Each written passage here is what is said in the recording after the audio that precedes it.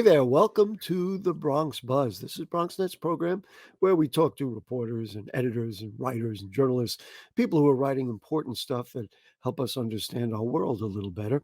And in our second segment, we always do something special.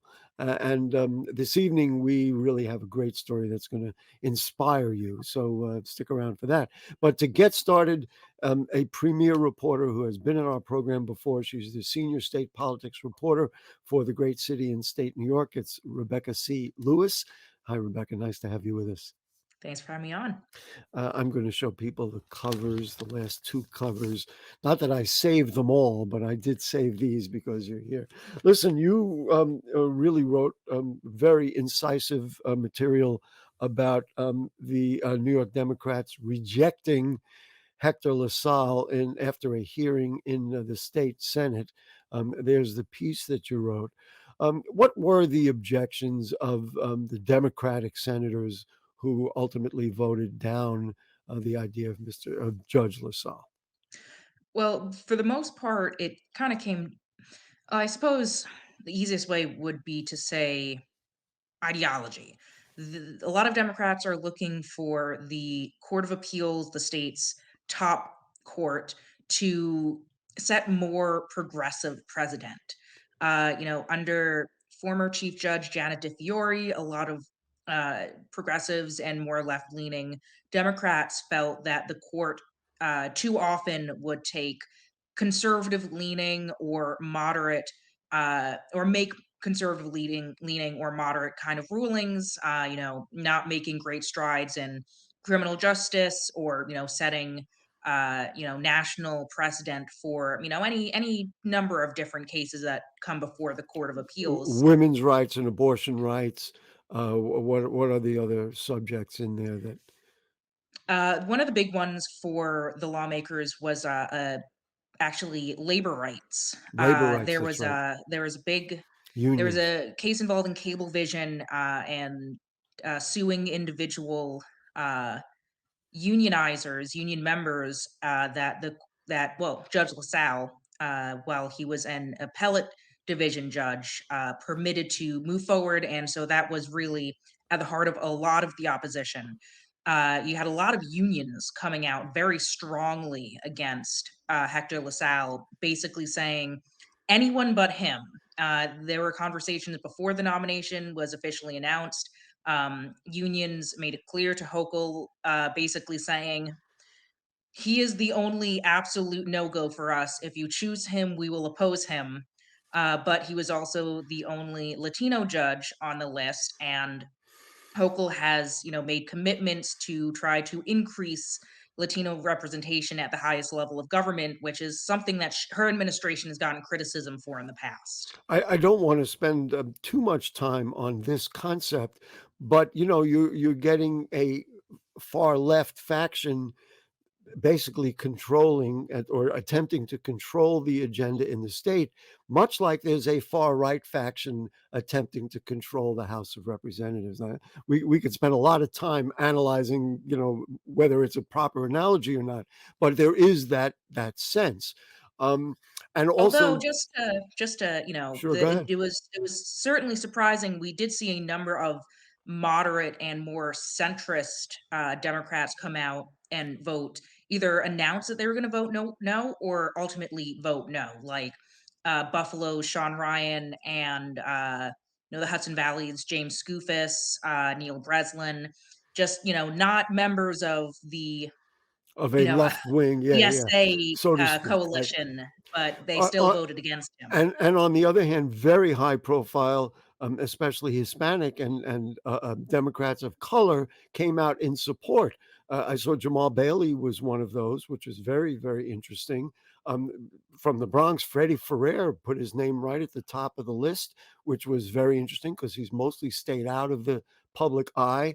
Adriano Espaillat. I mean, there are many who came out on the other side. I suppose there are Democrats who are saying, well, you know what? We have the governorship, we have the assembly majority, we have the Senate majority.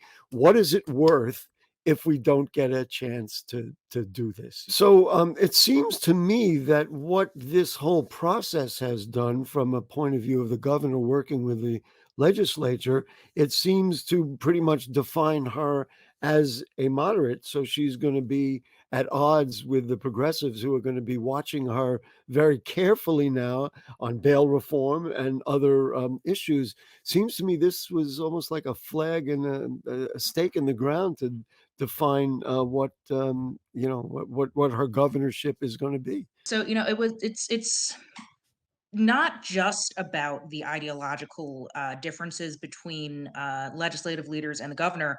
It's also the fact that this was voted down in committee, in the Judiciary Committee. This is totally, completely unprecedented and has opened up a large constitutional question of basically what advice and consent of the Senate means. Does it mean whatever the Senate says it means, which is we go through the committee process, and if the committee does not advance it to the floor, then it's dead? Or is the Senate the full Senate, and they owe Judge LaSalle a vote even if he doesn't make it through? That's really the big issue here, and the governor has, ideology aside, has, put her stake in the ground as, I don't want, I'm not going to take the The Senate. committee, right? Yeah, I'm not going to take the Senate, you know, basically walking all over me, laying down. Right. This is a So big fight. yeah, and she said that she would sue, and then the question was, She may. in She's very explicitly said she has not made any decision yet. right, whether the rejection by the Judiciary Committee counts as rejection by the full Senate, and which is what the language is in terms of the confirmation. And that's, in other words, does the Senate process define the Senate, or does the Senate, because they would all vote? Do you think if they all vote, then they would vote to confirm Judge LaSalle? Do you have a I sense of would that? say they probably wouldn't. I don't Wouldn't. think that they have the votes. I've Oh, heard from multiple people who have been counting the votes in private, who seem pretty confident that the votes aren't there.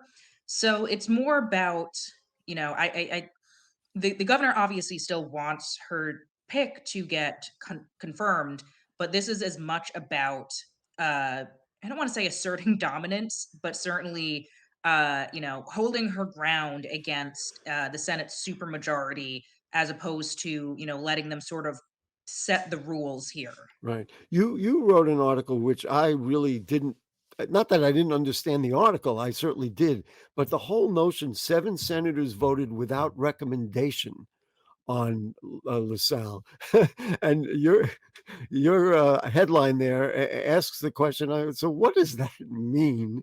I mean, is yes or no? What is without recommendation? What is this? What is? How does that complicate this complicated situation?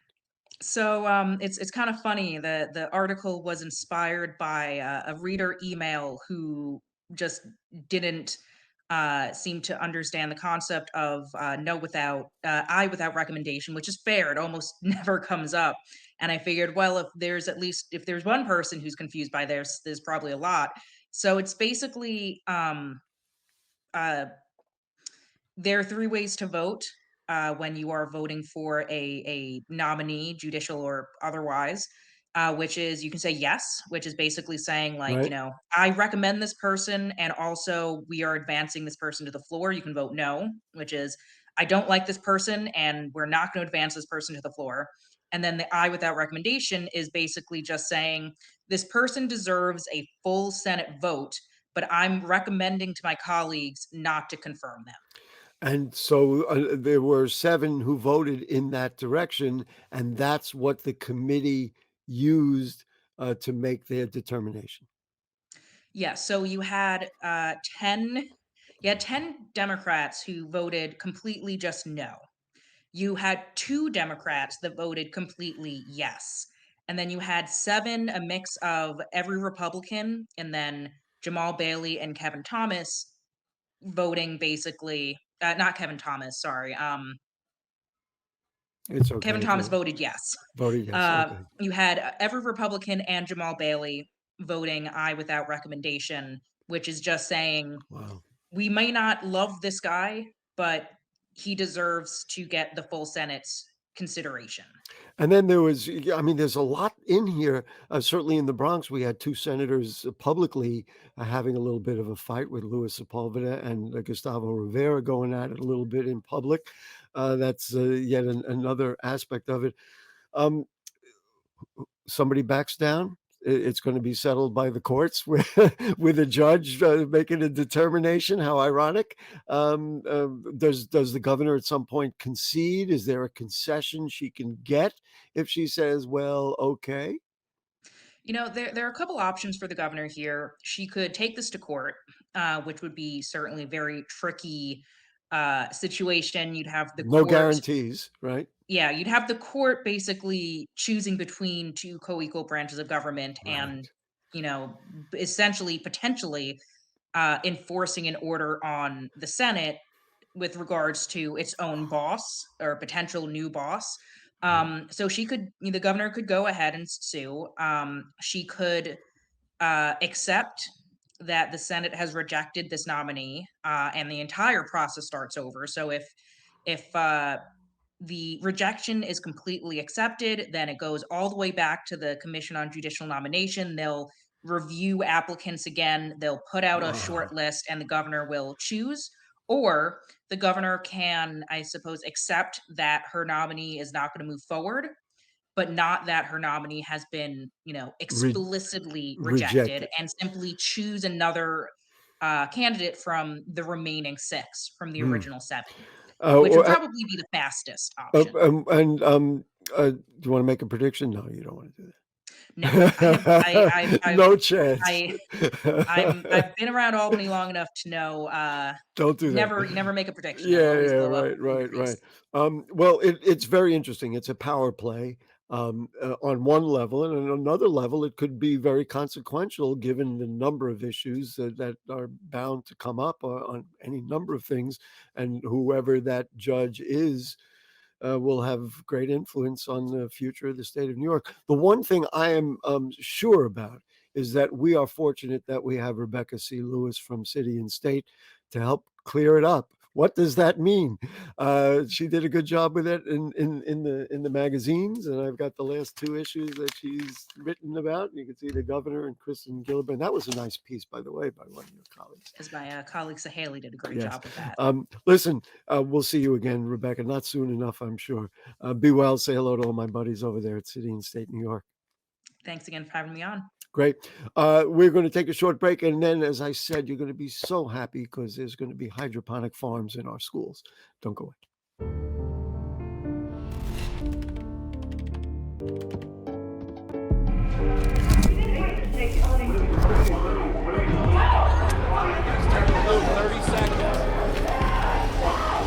I'm an ex-drug dealer, and I'll be your sub today. Can you see anything different as a pill? No. You don't know? Fentanyl is being mixed into everything now. There's only one thing that will save somebody's life. That is naloxone nasal spray. Fentanyl, it's cheap, it's potent, and it's profitable. Why would drug dealers put a lethal dose of fentanyl in drugs if they know it's so harmful? Really just all about the money. I just didn't realize that one pill could change your whole life. More kids should know.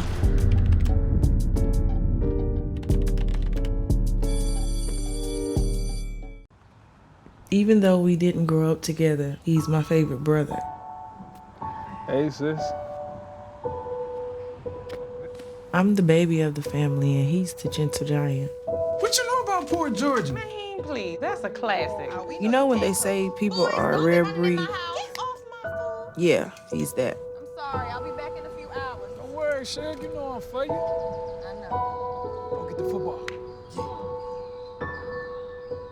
That was my favorite memory. He was always for ya. This is a true story of me, Bridget Floyd, and this guy, George Perry Floyd Jr., my big brother.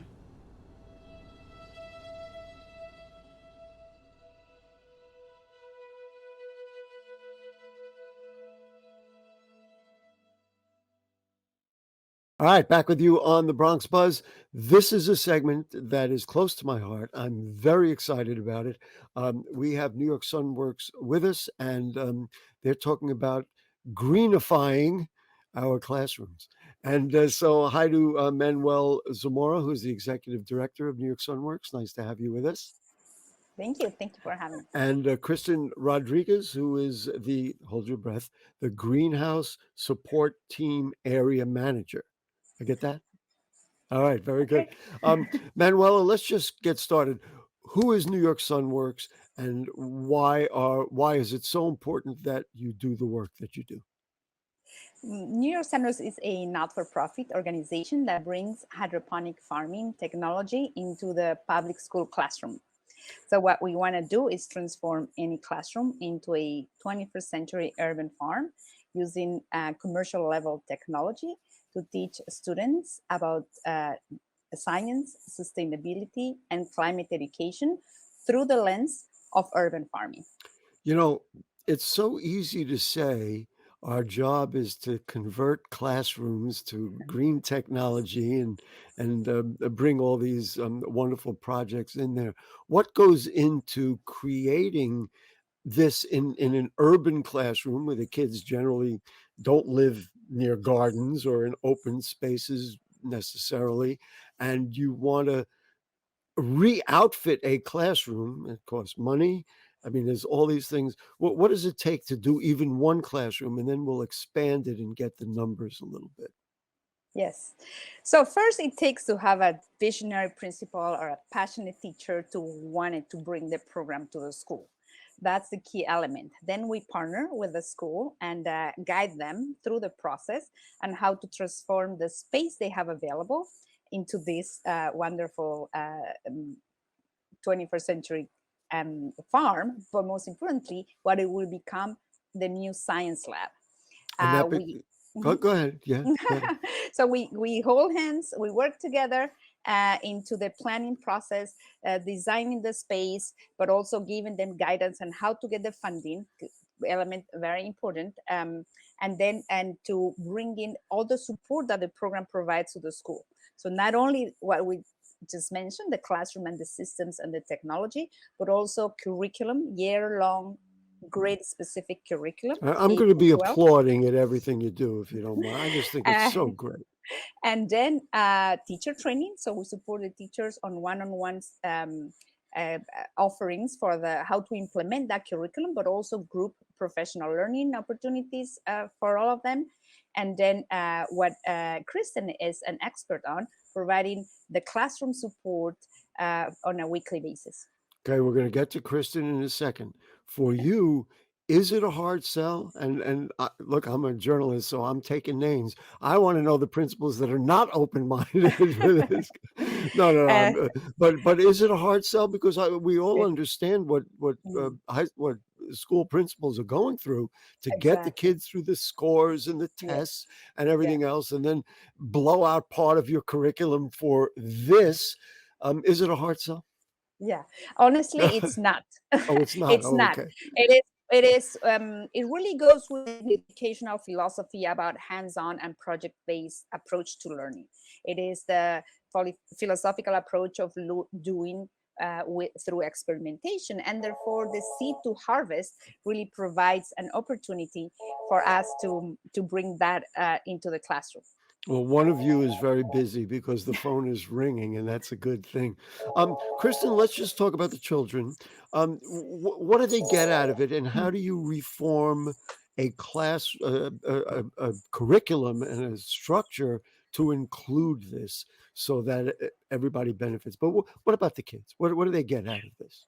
My Bronx children. So what the Greenhouse Support Team does is we go in there and we train the teachers how to run the systems and, do all the water quality testing, planning the rotation of the crops and harvesting. And then they implement that in the classroom, and the students get involved and they learn all of those techniques as well. And so, they really enjoy, especially harvest time, because they've gone through all the steps of giving the plants the nutrients, the required light, And yeah, so they get to do it from seed to harvest, and it's My very goodness. exciting for them.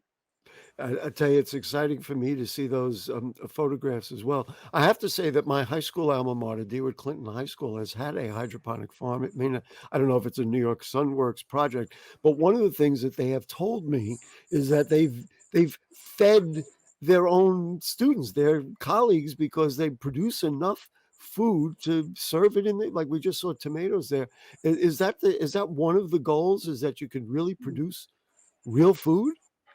And that's for Well, Chris. that's one of the very exciting parts of the process. So not only the kids will go from seed to harvest and understand germination and what are the needs for a seed to thrive, and how they make sure those plants get what they need.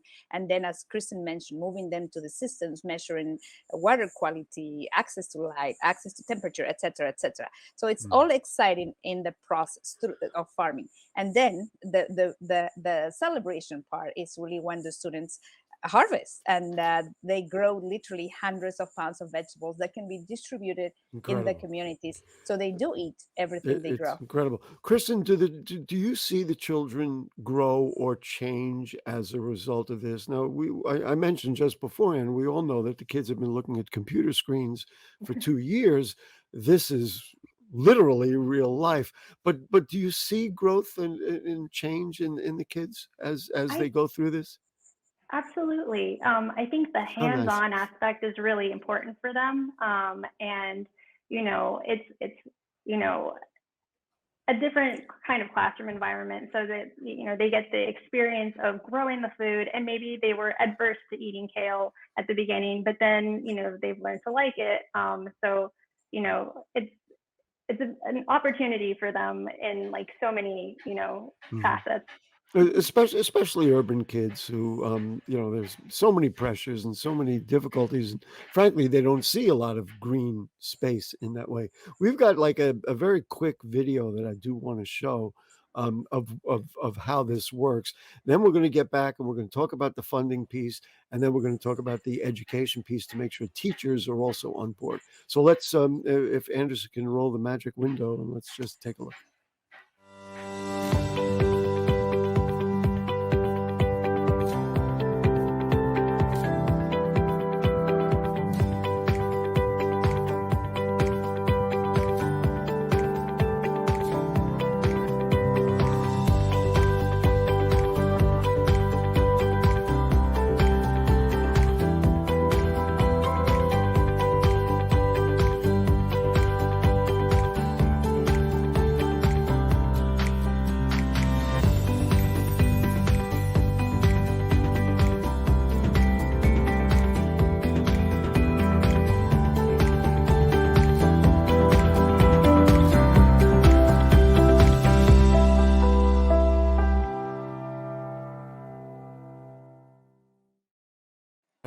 Gary's going to report. While you can probably hear across the street from where I am, they're constructing something, and so you can hear that noise. Look at the difference of what's going on in the classroom versus what's going outside my Bronx window.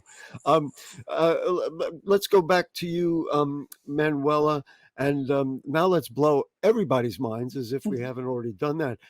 How many schools are involved? And I know that there was a press conference recently with the borough president. You added some. So let's get the scope of it, and then let's talk about money. But let's start with the scope of it first. Yes, so we're very proud to be growing in the Bronx. The focus of this year is really expand our schools, our presence in the borough. We're present in the 5 boroughs, but we're focusing on the Bronx this year, while we continue working in the other boroughs. And we currently have 15 schools in the Bronx, and we're adding 20 more thanks to the support of thanks to the support of the borough president as well as other council members. So we're going to have 35 schools in the Bronx by the end of the summer. I should have done the research to find out how many schools. So these are elementary and middle schools, or just elementary schools? Or what There's a mix of K through 12 schools. K through 12, so it's even into high schools. Yes, kindergarten to 12th grade. But I'm going to tell you more. Do you want to know how many schools we are in the 5 boroughs and some areas of New Jersey? Let's go. We're going to reach 250 this summer. So that is Wow. 100,000 students around the I five just think it's boroughs. wonderful. And the monies come from, you mentioned the borough president, these were all discretionary monies or And came budgetary and monies? the major input for this Bronx expansion came from the Bronx Borough President. So many thanks to Vanessa Gibson for her support. Great. It's 1.7 million she added because it's not only the classroom, it's also improvement for the schools, technologies, computers, etc. So it not only she's not Yes. only investing in this specific program, but it goes beyond into the school community. And You know then we what? also have support from council members, the U.S. Department Got of it. Education, all sources. Yeah. That Kristen, let's just talk about the future. You know, we talk about us older folks, and we're sitting here. We've done what we've done, but now think about if the children have this in their heads as they get older, as they raise their own families, as they get jobs. This will definitely have some effect. Kristen, what about teachers? Hard to get them on board, or they just, thank goodness we have something for real. I mean, this would almost out of time. So do that, and then we'll ask Manuela one more question. Sure. I think it's just as exciting for most of the teachers as well, to start using the systems and growing food. It's pretty refreshing, and it's a great introduction into talking about climate change and ways to grow food a little more sustainably in the future. Right. And listen, it goes into biology. You can do numbers. I mean, there's a Totally. thousand things. This is just what education is and should be about. Manuela, what's next? Just keep expanding or keep working the programs? I mean, where we go from here? Yes, well, A we've green established. planet, that's where we go from here. But I'm Yeah. sorry. That's just It's a lot of work to spend, and we're very proud of our team and what we're accomplishing in the five boroughs. The key element here is keeping the quality we're used to provide, and we're going to continue to be providing to the schools. So there's really quality of science education in every classroom. There is content on sustainability science, and there's climate education through our curriculum while the kids are growing this wonderful amount of delicious fresh vegetables in the classroom for their own communities. you've checked literally all the boxes. I mean, yes, yes, yes, yes. And real quick, anybody, we want educators to get excited. If they want to talk to you, if they say, I want this in my school, how do they get in touch with you? Just an email, a phone? What do we do? Yes, so they can directly call to our office 212-757-7560, or they Okay. can email us at info@nysunworks.org. Or they can go to our website, nysunworks.org. They'll find all the information as well as every content information they need. Got it. We'll be happy to answer. We're always Got it. used We to we that. we got to run. Manuela Zamora from New York Sun Works, Kristen Rodriguez from New York Sun Works. You're changing the world, and we need you. Thank you so much. Thank you so much. It was Thank great you. being here today. Great. We got to run. We'll see you next week. Good night.